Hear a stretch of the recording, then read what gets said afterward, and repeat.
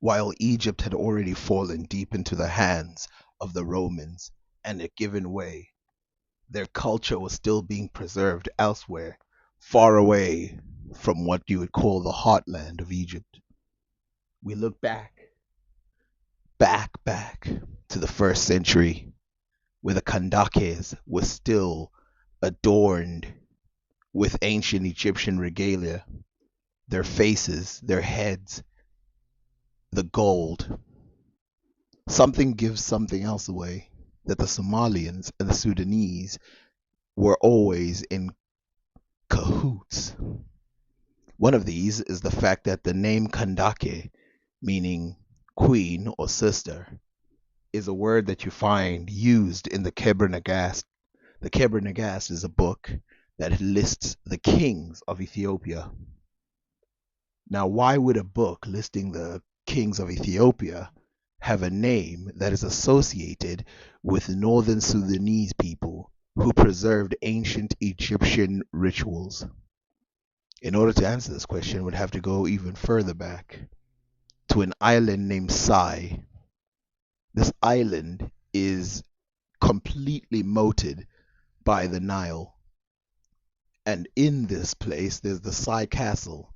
This castle was held by the ancient Egyptians in 1400 BC.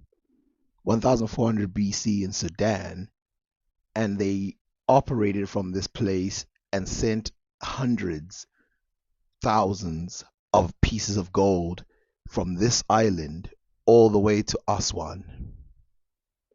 Aswan eventually became one of the most important places due to this trade. Now, everybody talks about the Nubians that went to Egypt, but something they don't talk about is the Egyptians that went to Nubia. Looking at the populations of Nubia, you can see that it feels like there wasn't much integration or connectivity between other races besides Nubians, since they were quote unquote steeped in darkness, according to Herodotus. So, why is it that this island named Sai, which we know for a fact was populated in 1400 BC by Egyptians? In fact, ancient Egyptian texts don't just say it was populated, they said it was overrun, that the majority population in that area were Egyptians. Why is it that that simple place is no longer considered an Egyptian hold in terms of the genetic populations that still live there? So we look at the line, go down the line. If you look at the line, you see Egypt and then a couple temples and then more temples, and then you get to Sai, a temple over there as well. As we read from the notes of a couple Egyptologists that gathered together to make the book Hatshepsut, the single complete large statue of Ahmose I, known as a seated figure in painted sandstone, found at the temple that he established on the island of Sai in Nubia, now Sudan. The king wears the white crown with the uraeus, the artificial royal beard, and a short said festival cloak, and holds a crook and flail. A similar representation of Amenhotep I was later erected at the same site. Describing the two figures, W. Vivian Davies stressed the quality of their modeling and the differences between the very battered faces. Unfortunately, one can discern little in the published photographs of the statues. The round heads and bodies appear so blocky that one is reminded of the seated figure of Mentuhotep II. In said festival garb found at Deir al-Bahri, though it is more probable, as Davies suggested, that the figures were made by local Nubian sculptors in whose work exaggerated forms of this kind were typical. Okay, so we see using these notes that there is a seamlessness at this time between the Egyptians and the Nubians. In fact, it's so seamless that people don't even know who built these statues. And we will see that the seamlessness carries on because you find more temples. The closer you get to Egypt, and you're still in Sudan, the closer you get to Egypt, the more temples are there, and the more important and impressive they are. Because everywhere they went, the Egyptians, they erected giant temples, especially around the Nile, which they considered a god. That's why they occupied a lot of islands in this region. This isn't the only island they occupied, it's just the biggest. And that's how big the river is, that you can literally have a giant island. There's two options that you can use to try and escape the idea that the people in Sudan now are the same as the people back then. You can say at one point there was a complete movement of people from ancient Egypt back into Egypt, or you can say that the people from Egypt were completely overrun by a new population of people. But either way, you would expect some genetic trace. If they went back to Egypt, you expect Nubian DNA in Egypt. If they stayed in Egypt, then you would expect that the Dinkas would be mixed. But we know from DNA studies that the Dinkas started being mixed, not the Dinkas, but all the people of Sudan started being mixed from the Islamic periods.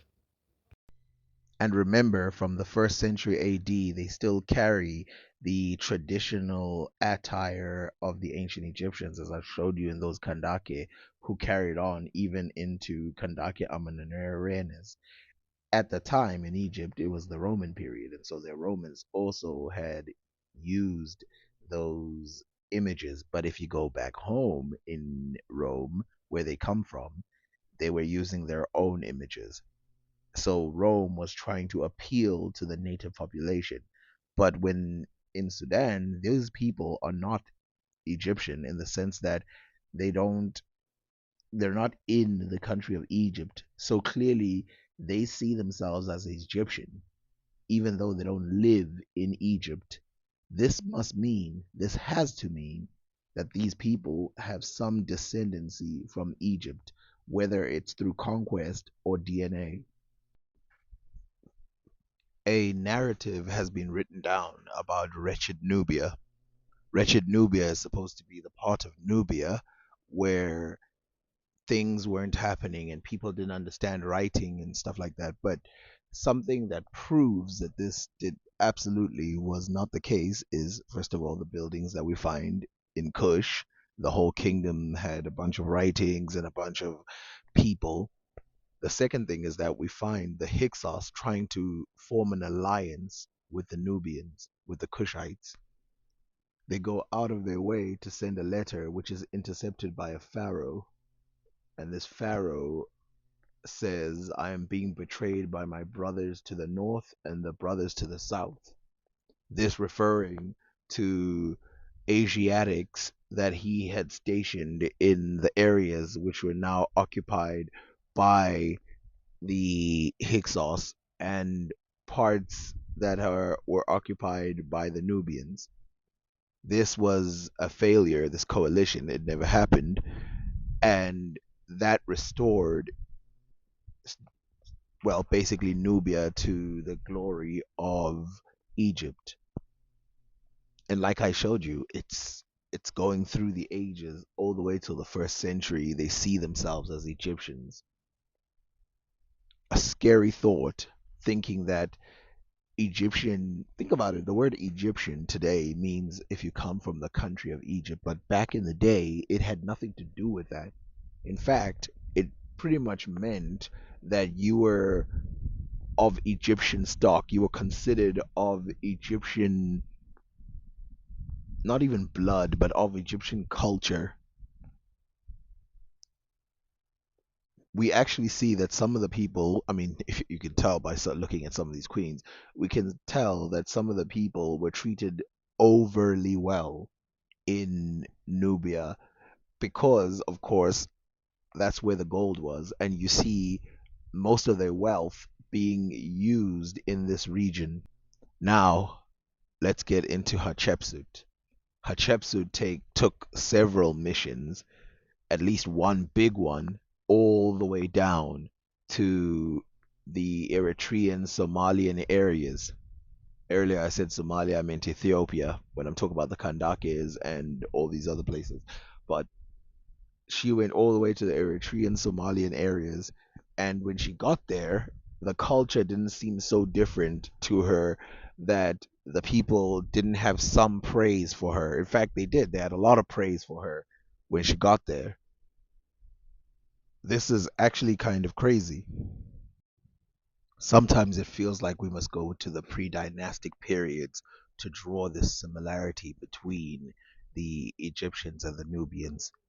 But we don't need to go that far back from this period. Let's just go back 200 years and let's talk about the Kerma beakers that are found at about 1800 to 1600 BC inside ancient Egyptian graves.